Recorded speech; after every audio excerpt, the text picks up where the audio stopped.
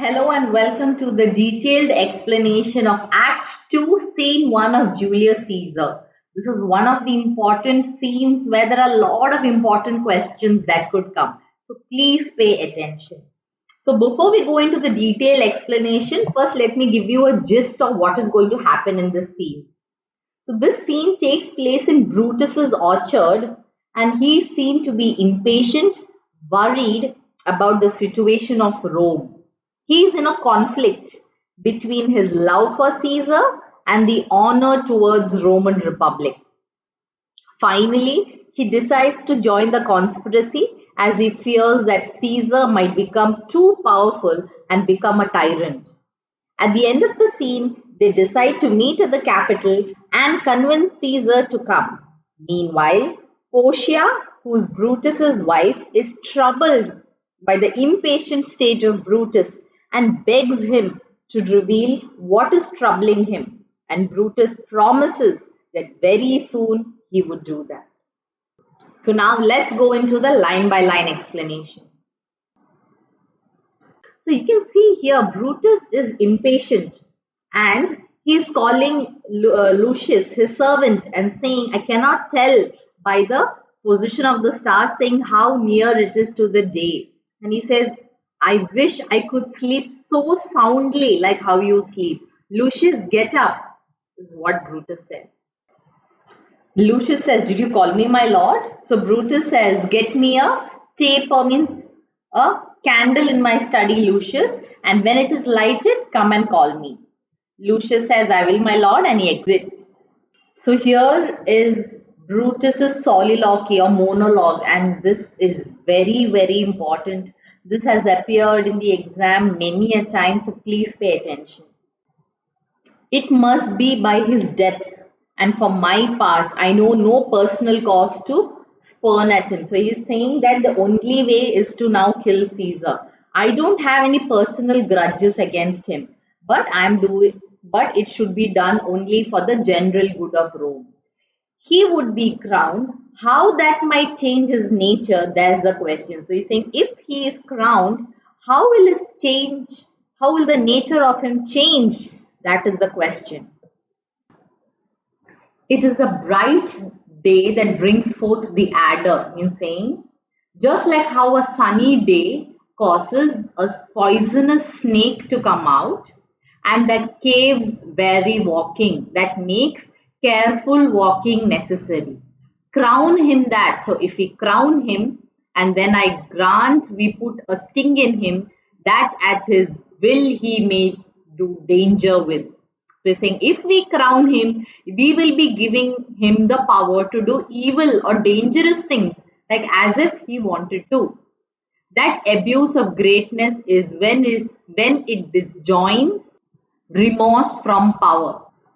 So he says Caesar could misuse his power if he separates remorse from power, means if he separates the compassion that people have and power. And to speak truth of Caesar, I have not known when his affection swayed. So he's saying, I don't know when his emotions will sway or change more than his reason. But it is a common proof, but it has been seen that lowliness is young ambition's ladder. So he's saying that when a young man is ambitious, he uses humility in the beginning, when he's just climbing the ladder of ambition. Whereto the climbed upward turns his face, but when he is going upwards, he turns his face. But when he once attains the upmost round, so when he reaches the top, he then unto the ladder turns his back, looks into the clouds. So once he reaches the top, he just looks up and scorning the base degrees by which he did ascend. But what he does is, once he reached the top, he turns his back towards the people and disrespects the people who helped him ascend, is go up. So Caesar may, so we're saying Caesar might become like that. Then least he may prevent. So it is better that we prevent it rather than allow him to become extremely powerful. And since the quarrel, so now the dispute is actually about a future, will bear no color for the thing he is. Fashion it thus that what he is augmented would run to these and these extremities. So Brutus is saying that if he becomes greater in size and if he is given extreme power, then he will change his form. And therefore, think him as a serpent's egg. So think of him like a snake egg, which hatched would as his kind grow mischievous. So he's saying that we should consider him like a serpent's egg. And once it is hatched, he is definitely going to be dangerous like his kind, like how a snake would become. So it is better to kill him in the shell. So he's saying that the power of Caesar should be nipped in the bud so that we can prevent things going from bad to worse. So this, I cannot tell you how important this part is. So please pay a lot of attention to this. So Lucius comes. The taper burnt in your closet. So I've kept the candle. It's burning in your study.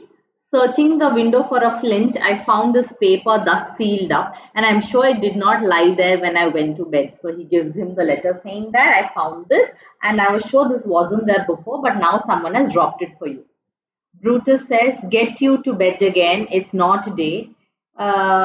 Is not tomorrow, boy, the Ides of March? He's saying you go back to sleep, it's not day yet. But isn't tomorrow the Ides of March? So Lucius says, I don't know, sir. Brutus says, look in the calendar and then bring a word to me. So Lucius says, I will, sir, and he exits. So then Brutus says, the exhalations whizzing in the air give so much light that I might read by them. So he's saying that I do not need a candle now because there is so much light from the meteorites, the meteors that are whizzing in the sky, and I can read with that light itself. And then he opens the letter and reads it. So the letter says, Brutus, thou sleeps, awake and see thyself. Brutus, you're sleeping. Wake up and see. See, look at yourself. Shall Rome, etc. Speak, strike, redress. So, speak, you have to act upon it. And why are you sleeping? Wake up. Such instigations have been often dropped where I have took them up. So he's saying, I have found such letters where I could find it. Shall Rome, etc. Thus must I piece it out. Shall Rome stand under one man's awe? What Rome? So he says, I must piece it out means I must fill it in. Shall Rome stand in admiration or submit to just one man? So the Tarquin drive when he was called a king. Speak, strike, redress. Am I entered to speak and strike, O Rome? I make thee promise. If the redress will follow, thou receive thy full petition at the hands of Brutus. So he's saying, my ancestors drove Tarquin from the streets of Rome when he was pronounced the king.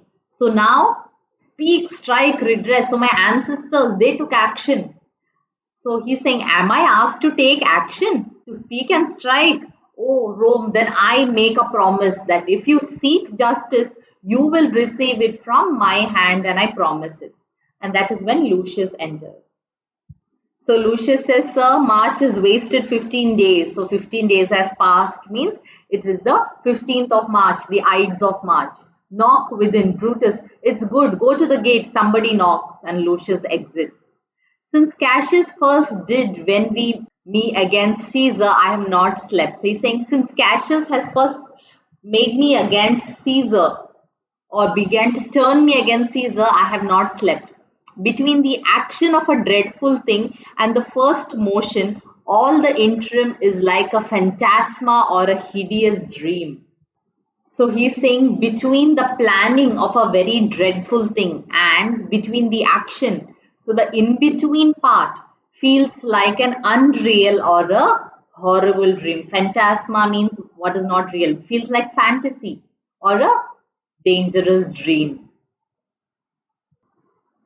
The genius and the mortal instrument. The genius means here the unconscious part of the mind, and the mortal means that will die. Mortal instrument means the body, are then in council, means comes together, and the state of man like to a little kingdom. So the man state becomes like a little kingdom, suffers then the nature of an insurrection. So he's saying that the unconscious part of the mind and the body joins together and overthrows the conscious mind. So we exactly don't know what is happening with us. Enter Lucius. Lucius says, Sir, it's your brother Cassius at the door, who that desires to see you. So here, insurrection means violent revolting, or you are rebelling against an authority of the government. So he's saying that this mind and body joins together and causes us to revolt. So Brutus asks, is he alone? So Lucius says, no, sir, there are more with him. So Brutus says, do you know them? Lucius says, no, sir, their hats are plucked above their ears and half their faces buried in their cloaks. So he's saying, yeah, I cannot recognize them because their hats are, they come until their ears and their cloaks bury the face. That by no means I may discover them by any mark of favor. So there is no way that I can recognize them. So Brutus says, let them enter, and Lucius exits. They are the faction. So faction means a small fraction or small group of a large one. O conspiracy, shamed thou to show thy dangerous brow at night? Are you ashamed to show your face at night? When evils are most free, so when the most evil things are moving around freely, are you scared? Oh, then by day, where will thou find a cavern dark enough? So then during the day, if during the night you are so scared, then during the day will you find a dark cave which is dark enough to hide thy monstrous face? Seek none conspiracy, so don't hide your face, but hide it in smiles and affability. He's saying, don't hide your face, but hide your intentions in smiles and in friendliness. For if thou path thy native semblance on, because if you show or expose your true face, then nor Erebus itself were dim enough to hide thee from prevention. So saying that hell itself will not be dark enough to keep you from being found and stopped. So I have written down the explanation here. You can take it down if you want. So Cassius says, I think we are too bold upon your rest. Good morrow, Brutus. Do we trouble you? So are we disturbing you? Are we bothering your sleep, your rest? Good morning, Brutus. So Brutus says, I have been up this hour awake all night. So I haven't been resting or sleeping. I've been awake. Know I these men that come along with you? Do I know these men? Cassius says, yes, every man of them. And no man here but honors you. And everyone doth wish you had but that opinion of yours, which every noble Roman bears of you. So Cassius says, every man here honors you and they wish that you also had that opinion about yourself, what they have about you. Because they still feel that Brutus don't know how honorable he is and how he is liked by all the people of Rome. He says, this is Trebonius. So Brutus says he is welcome here. Cassius says this is Decius Brutus. He is welcome too. Cassius says this Cascas, this Cinna and this Metellus Cimber. Brutus says they are all welcome. What watchful cares do interpose themselves betwixt your eyes and night? So Brutus is asking, all are welcome, but what is keeping you all awake at night and preventing you from closing your eyes and sleeping? So Cassius says, shall I have a word with you? So Brutus and Cassius whisper. That is when Decius says, here lies the east. Does not the day break from here? So does the dawn come from here? Casca says no. So Cinna says, oh, so sorry, it is. And the grey lines that you see of the clouds are the messengers of the day saying that day is coming from there. So Casca says, I am sorry to say you both are wrong. Here, as I point my sword, the sun rises. So where I am pointing my sword, the sun rises from there, which is a great way growing on the south, weighing the youthful season of the year. Some 2 months hence up higher towards the north. So he's saying since it is still winter, it is quite near the south. But from around 2 months from now, the dawn will come further towards the north.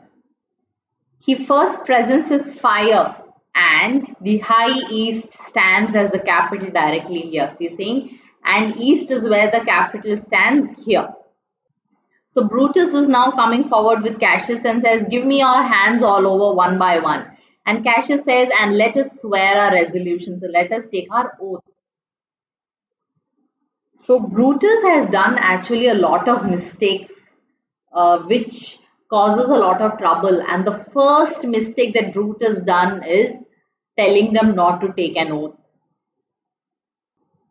So he says, no, not an oath, if not the face of men, the sufferance of our souls, the time's abuse, if these be motives weak, break off be time. So he's saying, no, let's not take an oath. If the faces of men, if the sufferance of our soul and this bad time, if these are not strong enough motivation, then let's break off now and let all of us head back to our bed and sleep and let this tyranny continue. So he's saying the oath should not be something that binds us together, but the terrible times that we are in. So this is again another important part, so pay attention. So he says, but if these, as I'm sure they do, bear fire enough to kindle cowards and to steal with valor the melting spirits of women, then countrymen, what need we any spur but our own cause? So he's saying, if our reasons are strong enough to ignite, that is, bring a spark in cowards and to make them courageous and melt the failing spirits of women, then we do not need any other motivation to pick up and go against it. What other bond than secret Romans that have spoken the word and will not palter? So what other bond do we need than the word of Romans that have said that they will do that and will not back out? And what other oath than honesty to honesty engaged, that this shall be or we will fall for it? So he's saying we just need honesty to engage in this or we will fall or die trying. So we don't need any other oath other than our verbal honesty to make this happen, or we die trying. So he says, priests, cowards, and men who are cautious. Old feeble carry-ons means old people who like to be mistreated, and suffering souls who welcome wrong actions and who accept bad things. Such people swear and take oath, but because these people are doubted by men, but do not stain our virtuous enterprise. We do not need an oath, and our spirits cannot be suppressed to think that, or our cause of our performance does need an oath. So I don't think that our reason for this or for doing the action needs an oath. When every drop of blood that every Roman bears and nobly bears, he's saying every drop of blood that every Roman has in his body. So every Roman will be guilty of betrayal if he breaks even a small part of the promise that he has made. So this is the reason why Brutus gives for not taking an oath. So please read this twice, thrice, it is very important. Cassius says, but what of Cicero? Shall we sound him? I think he will stand very sound with us. So Cassius asks, what about Cicero? What do you think about him? I think he will stay strong with us. So Casca says, let's not leave him out. Let's include him. Cinna says, no, by no means he should be left out. Metellus says, oh, let us have him for his silver hairs. That means he is aged. So his gray hairs will purchase us a good opinion. So will bring us a support. Let's have Cicero because he is aged and people will assume that Cicero has made good judgment and ordered his actions. So our youth and our wilderness, so that shall not appear in front of his maturity, and all will be, so our youth and wilderness will be buried because he is there with us and his maturity will come forward. That is when Brutus says, "Oh, name him not, let us not break with him." So he's saying, "Oh, don't mention him, we shouldn't tell him about our plans, for he will never follow anything that other men began." So you say he will never follow anything that other people started. So here again, Brutus has a very different opinion to what the others have to say. Then Cassius says, then leave him out. Casca says, indeed, now he is not fit. So everyone's listening to what Brutus has to say. Decius says, shall no man else be touched but only Caesar? So shall we only kill Caesar? Cassius says, Decius, well urged. That's a good point.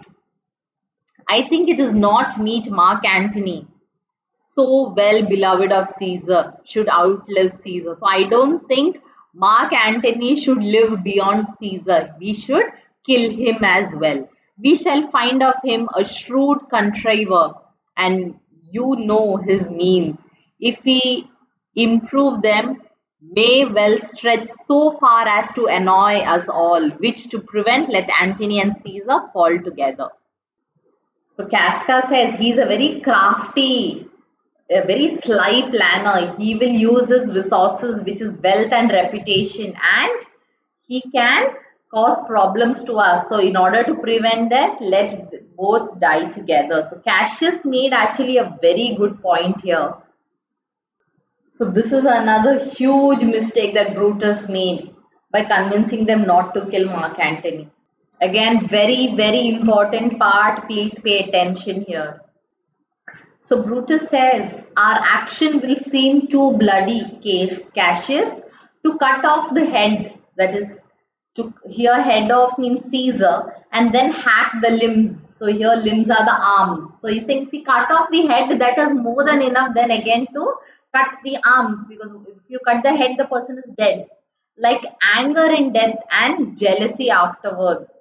For Antony is just a limb of Caesar. So Antony is just a small part of Caesar, and if we cut the head off, that is more than enough. Let us be sacrificers, but let's not be seen as butchers, Caius.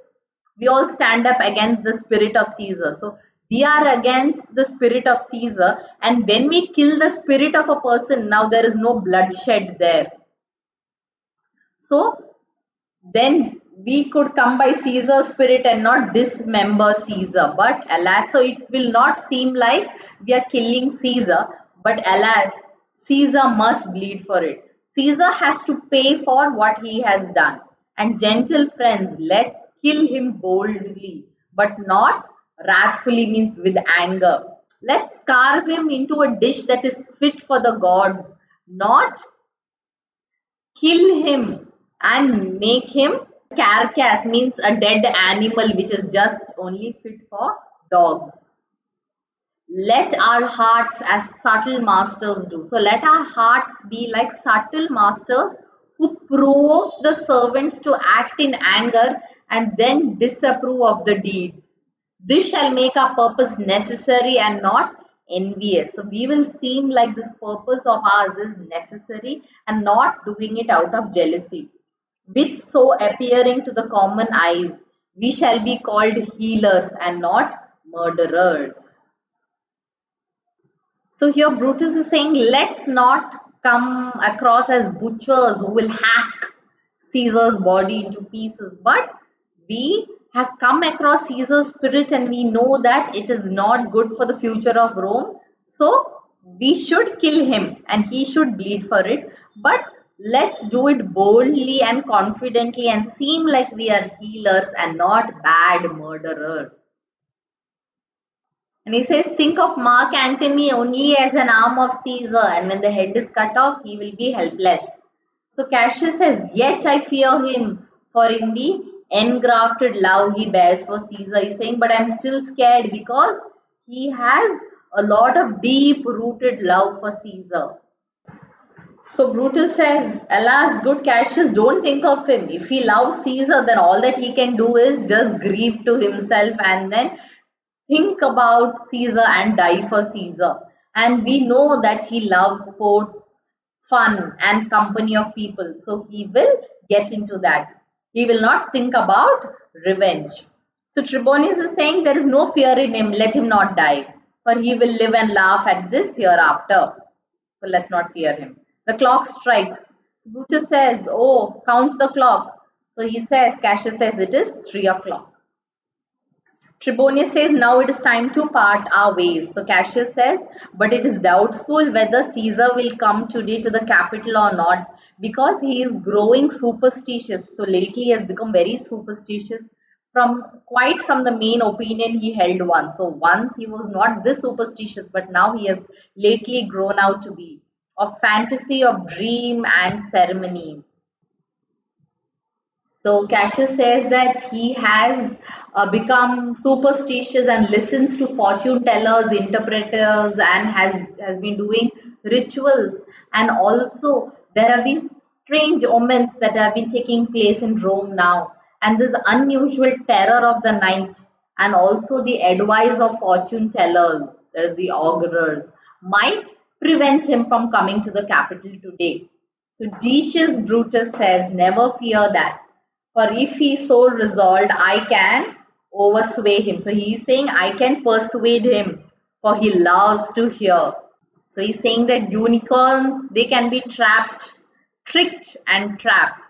Bears with the reflection of glasses. Elephants with pits and holes, they can be trapped like that. Lions with nets and traps. And men like Caesar can be trapped with flattery. So when I tell him that he hates flattery, he says he hates it, but he's the person who's the most flattered. Let me work, for I can give him humor, the true bent, and I will bring him to the capital. So I can put him in the right mood and I will definitely bring him to the capital. So who brings him to the capital? Decius Brutus. Cassius says we will all of us be there to fetch him. So all of us will come there by the 8th hour is that utmost. So by 8 o'clock is the latest what we can do. Cinna says, be that the utmost and fail not then. So by then, make sure that we get. Metellus says, Caius Ligarius does bear Caesar hard. So Caius Ligarius doesn't like Caesar, who rated him for speaking well of Pompey. So he was shouted at for speaking well of Pompey. And why haven't any of you thought about him? Caius Ligarius. Brutus says, now good Metellus, you go and bring him. He loves me and I have given him good enough reasons for him to love me. Send him here and I will convince him. Fashion means convince. So Cassius saying, it's morning is coming now. We leave you, Brutus, and friends, please disperse yourself, but remember what you have said and show yourself that you are all true Romans. Brutus says, good gentlemen, look fresh and merry. Our purpose should not be shown on our faces, but do it like how Roman actors do. So just like Roman actors act well and act like you're well rested and you have calm faces, and good morrow to you everyone, and all exit but Brutus. So then Brutus says, boy Lucius, you've fallen asleep. It's okay, no matter. Enjoy this honey heavy dew of slumber, because you have no figures or no fantasies to disturb your sleep. So you have a calm, sweet nectar sleep. Our minds are overwhelmed with a lot of fear and fantasies, but it does not bother you, so you sleep soundly. That is when Portia enters. Portia is Brutus's wife. So Portia says, Brutus, my lord. So Brutus says, Portia, why have you risen so early? It is not for your health to commit your weak condition to the raw cold morning. So don't expose yourself to the cold morning. Your health is not good. Portia says your health is also not good. You have urgently Brutus stole from your bed. So she's saying you have also come out of bed, and yesterday during dinner you suddenly got up and started walking about. You've been very impatient, musing and sighing. So you've been thinking and sighing with your arms across your body. And when I asked you what the matter was, you stared upon me with ungentle look. So you were rude to me when I asked you what was the matter. I again asked you further. Then you scratched your head and too impatiently stamped with your foot. So here Portia saying, Brutus, you are not yourself. You have never been this impatient and angry. You have been hiding something from me. What is the matter?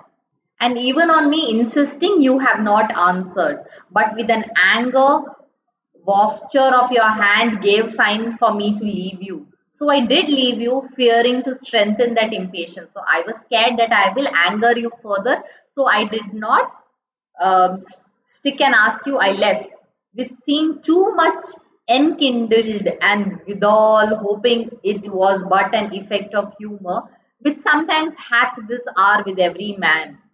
So I did not provoke you further because you were already angry and you seemed moody. But I thought that moodiness was something that everyone is affected once in a while. So I thought that was that, which affects person from time to time.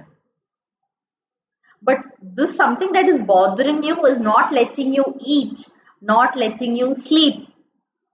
And could it work so much upon your shape and hath as it hath much prevailed on your condition? So Portia is saying not only has it changed your outward appearance, but it has also affected your mind so deeply. So she says, please tell me what is bothering you or causing you grief. So Brutus says, I'm not well in health and that is all. So he does not want to tell what is bothering me. Saying, my health is not well. Portia says, Brutus is wise and were he not in health, he would embrace the means to come by it. So he's saying, if Brutus is wise and if you were unhealthy, you would have done something to get better. Brutus says, I am doing so good, Portia. Go to bed. So Portia says, is Brutus sick? Is it physical to walk unbraced and suck up the humors of the dank morning? So you have some sickness, and is it healthy to walk uncovered, that is unbraced, is uncovered in the dampness of the morning? Brutus, you are sick and yet you sneak out of the bed at night and let this vile contagion of the night, that means this humid and disease infested air, that is the unpurged air, is the bad air, make you more sick. So she's saying, no, Brutus, you have some sick offense within your mind. So something, you have some sickness in your mind, which by the right and virtue of my place, but I have the right to know what is troubling you, and upon my knees. So she is now kneeling down and begging him to tell what is wrong with him. I charm you by my once commanded beauty. So I'm trying to charm you with my beauty today. And all your vows of love and that great vow which did incorporate and make us one. So, by all our vows of love and our vows that we took place in our marriage that united us, I am asking you to reveal to me. I am your half. And why are you so heavy? And what men have come to you? Have been some 6 or 7 men who have concealed their faces even from darkness. So I'm begging you on my knees, reveal to me what is it. So Brutus is saying, please do not kneel down, gentle Portia, get up. So Portia says, I would not have to kneel down if you, within the bond of our marriage, because we have taken a vow to not keep secrets.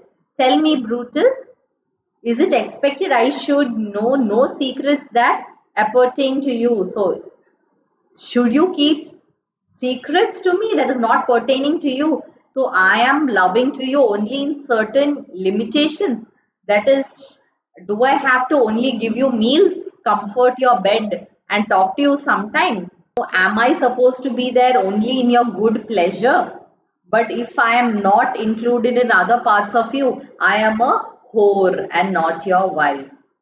So Brutus says, please don't say that. You are my true and honorable wife, and you are as dear to me as the blood that runs through my sad heart. So Portia says, if this was true, then I should know that secret if I'm that dear to you. She says, yes, I am a woman, but nevertheless, I am the woman that Lord Brutus accepted as wife, and also that I am the daughter of a well-reputed person called Cato.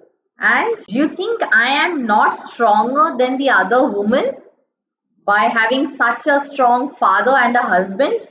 So tell me what is troubling you. I will not disclose them. I have made strong proof of my constancy. So she's saying that I will give a proof that I am trustworthy. I'm going to give myself a wound here in my thigh, and I'm going to show you that I can bear that with patience. So if I can prove that, then I can also prove that I can keep my husband's secret. So here Portia is showing her test of endurance, and even if she's a small part in this entire play, she's showing that how devoted and supportive wife she is, and how she's deeply affected by the appearance of Brutus. So Brutus says, "Oh gods, make me worthy of this noble wife." Oh wait, someone is knocking. Portia, you please go for a while, and by then I will share the secrets that is in my heart, and I will explain all that I have committed to do and all that is affecting and making me sad. But please leave me quickly. And Portia exits. Lucius says, "Who's that knocking?" And that is when Lucius comes with Caius Ligarius. Lucius says, "Here is a sick man that would speak with you." So Brutus says, "Caius Ligarius, that Metellus spoke of, boy, stand aside." And Lucius exits. "Caius Ligarius, how are you?" So Ligarius is saying, "Good morning," from a feeble tongue. So he's saying he is sick. So Brutus is saying, "Oh, what a time you have chosen to be sick." So to wear a kerchief means to be sick. So Brutus is saying, "What a time you have chosen to be sick. I wish you were not sick." So Ligarius is saying that if you have anything for me to do, then I will be healthy enough to do it for you. Brutus is saying that I have an exploit for you to do, but do you have a healthy ear to hear it? Ligarius is saying, by all the gods that Romans bow before, I here discard my sickness. So I am not going to be sick anymore. Now I am hale and hearty, and he removes the handkerchief. So Ligarius says, "Oh brave son of very honorable ancestors, you have brightened up my spirits. You have made me healthy like an exorcist has done. And now I will do anything that is impossible and also succeed. What should I do? Please tell me." It's a work that will make even sick men healthy. But Ligarius says, "But don't we have to make a healthy person sick?" "Yes, that too, my Caius. I shall unfold to thee as we are going to whom it must be done." So we are going towards the place, and during that walk, I will tell you what should be done. "Set on your foot." Ligarius is saying, "I will follow you with an energized heart." So my heart is all fired up, and I don't know what it is to be done, but it is sufficient for me to do that. Brutus is leading me to do that. Brutus says, "Follow me then," and they exit. And thus we have completed Act 2, Scene 1. It was a very lengthy scene, but many important questions come from this scene. So please pay attention and study well. All the very best, and take care of yourselves. Thank you so much.